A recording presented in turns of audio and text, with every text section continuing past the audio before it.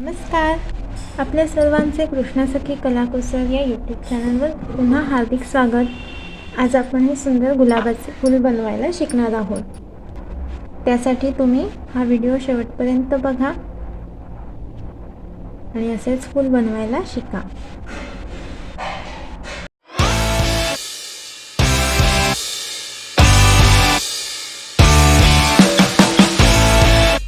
त्यासाठी मी हा गुलाबी रंग घेत आहे आणि पानासाठी हिरवा. गुलाबी रंगापासून सुरुवात करायची आहे. सर्वप्रथम एक स्लिप नॉट करून घ्यायची, त्यानंतर चेन्स करायचे आहे, म्हणजे साखळ्या 4, 5, 6 अशा आपल्याला एकूण 140 चेन्स करायचे आहे. सोपंच आहे. अशा सरळ सरळ चेन्स म्हणजे साखळ्या करत जायच्या आहेत आणि या 140 झाल्यावर मी तुम्हाला दाखवते. हे बघा, 140 चेन्स करून घेतले आहे. आता याच्यासमोर आपल्याला काय करायचं आहे, सिंगल क्रोशा करायचा आहे. बॅक चेन्समध्ये एक एक सिंगल क्रोशा करून घेऊ. या पूर्ण 140 चेन्समध्ये एक प्रति एका चेनमध्ये एक सिंगल क्रोशा. तर ही पण सोपीच आहे लाईन, हा राऊंड.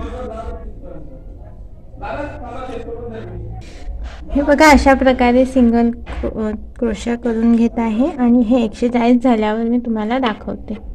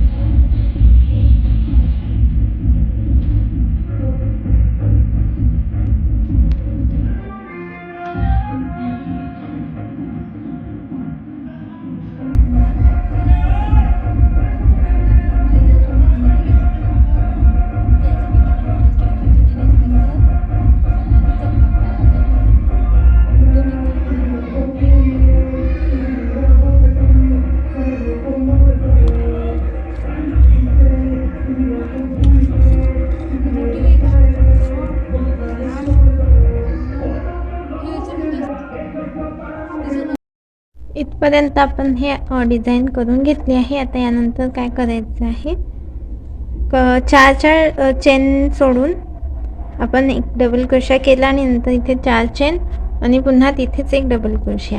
हा असा पॅटर्न होता हा. त्यानंतर इथे लास्ट चेनमध्ये एक सिंगल क्रोशा करायचा आहे आणि एक चेन करून पलटवायचं. इथे एक चेन करायची आणि हा जो व्ही शेप आहे तिथे एक चेन करायची. नंतर या व्ही शेपमध्ये डबल क्रोशा करायचा. 1 झाला, 2 असे इथे 10 डबल क्रोशे करून घ्यायचे. 3 सेम या गॅपमध्ये 4, 10 डबल क्रोशे करून घेतले या व्ही शेपमध्ये. त्यानंतर इथे एक सिंगल क्रोशा करायचा. पुढच्या व्ही शेपमध्ये एक सिंगल क्रोशा करायचा आणि पुन्हा असेच 10 डबल क्रोशे करायचे या व्ही शेपमध्ये.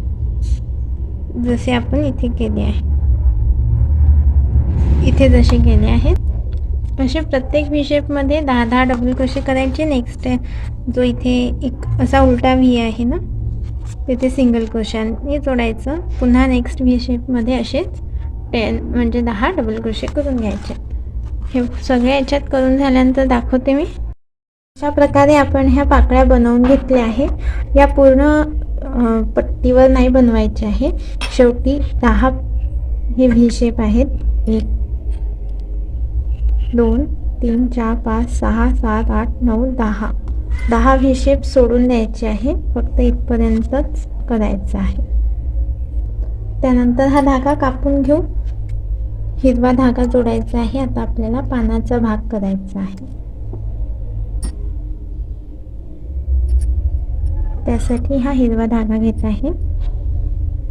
एक स्लिप नॉट करून घ्यायची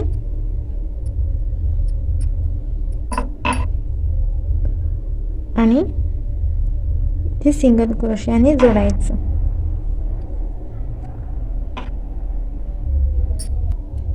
त्यानंतर इथे 3 डबल क्रोशे करायचे याच गॅपमध्ये. 2 3 डबल क्रोशे केल्यानंतर 2 ट्रिपल क्रोशे करायचे. ट्रिपल क्रोशे म्हणजे 2 वेळे घेत आहे हुकवर आणि 3 वेळा सुई, म्हणजे ही हुक बाहेर काढत आहे. 1 वेळा, 2 वेळा आणि आता ही तिसऱ्यांदा. असे हे 2 ट्रिपल क्रोशे झाले. त्यानंतर 3 वेळे घ्यायचे हुकवर. 1 2 3 आणि हे 4 वेळा हुक काढावं लागेल. 1 वेळा काढली, दुसऱ्यांदा, तिसऱ्यांदा आणि चौथ्यांदा. त्यानंतर पुन्हा असा एक करायचा आहे. 1 वेळा काढायची हुक, दुसऱ्यांदा, तिसऱ्यांदा आणि चौथ्यांदा.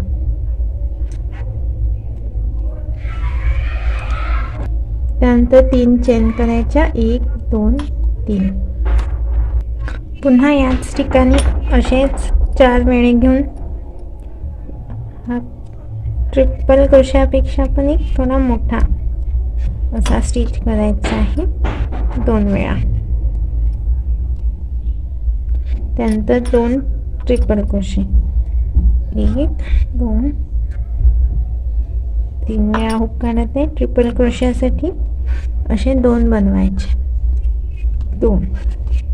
त्यानंतर 3 डबल क्रोशे करायचे. हा 1 2 3. अशा प्रकारे हे आपलं पान झालं आहे.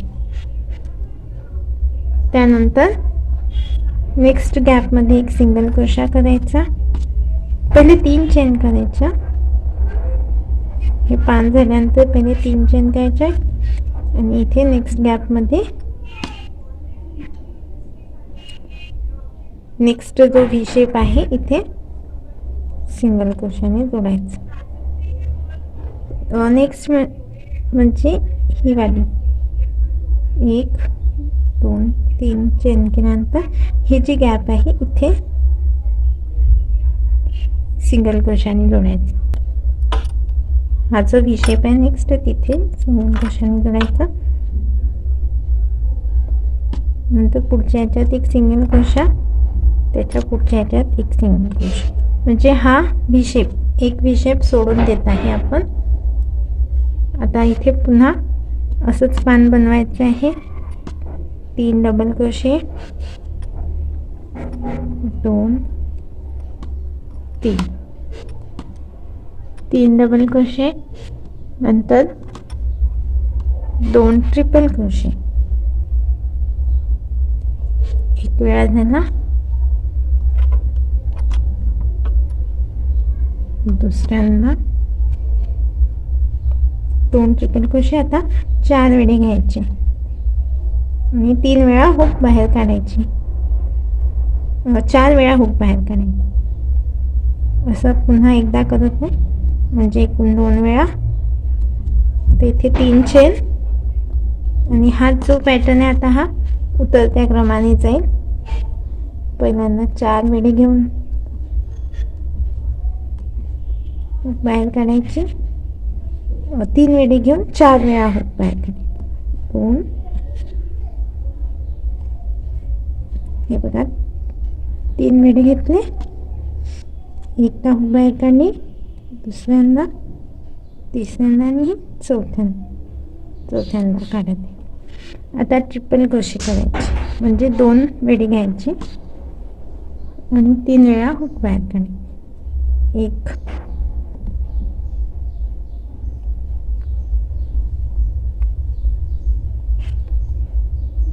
2, 3 असे पुन्हा 2 वेळा ट्रिपल क्रोशे. आता 3 वेळा डबल क्रोशे. 1, 2, 3. आपलं हे असं दुसरं पान तयार झालं. तसे इथे हा सोडून द्यायचा, मग पुन्हा पुढच्या याच्यावर करायचं. असे पूर्ण पान करून घेऊ. झाल्यानंतर दाखवते तुम्हाला. हे बघा, असे आपण 5 पानं करून घेतले आहे आणि शेवटी इथे 1 किंवा 2 व्ही शेप खाली उरतील, तिथे पानं करायचे नाही आहे, फक्त 5च करायचे. आणि इथे जोडून सिंगल क्रोशाने जोडून घेतलं आणि हा धागा कापून घ्यायचा. आता आपला हा पॅटर्न पूर्ण झाला विणून. आता फक्त आपल्याला एक सुई धाग्याने याला पॅक करायचं आहे. असा रोल करायचा.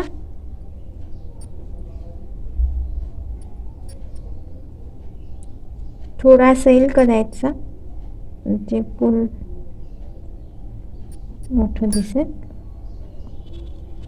बघा, हे पूर्ण गुलाबाचं आपलं खरोखरचं जसं फुल असते तसं दिसत आहे.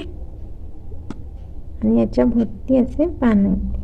त्यानंतर इथे मागून सुईने जोडून घ्यायचं, सुई धाग्याने. हा धागा टाकलाय मी आणि इथे गाठ करून घ्यायची.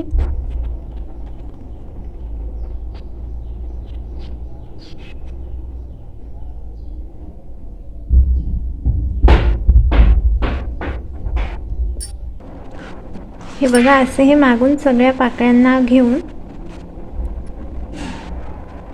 2-4 बाजूंनी सुई धाग्याने असे शिवायचं आहे एकसाथ. 4-5 ठिकाणी टाचा मारून घ्यायच्या, जेणेकरून हे वेढे आपले निघणार नाही.